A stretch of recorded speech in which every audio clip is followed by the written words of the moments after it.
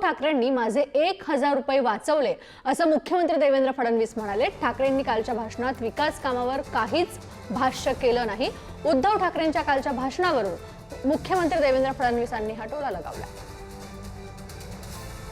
यांचे आभार मानेन की उद्धव ठाकरेजींनी माझे 1000 रुपये वाचवले, कारण मी आव्हान केलं होतं की उद्धव ठाकरे यांच्या भाषणामध्ये विकासाच्या संदर्भातला एक मुद्दा दाखवा आणि 1000 रुपये मिळवा।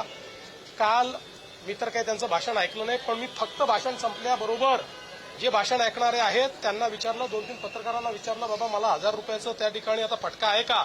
उद्धव ठाकरे काहीतरी विकासावर बोलले का? अख्ख्या भाषणामध्ये विकासावर ते एक मुद्दाही बोलले नाहीत, ते बोलूच शकत नाहीत।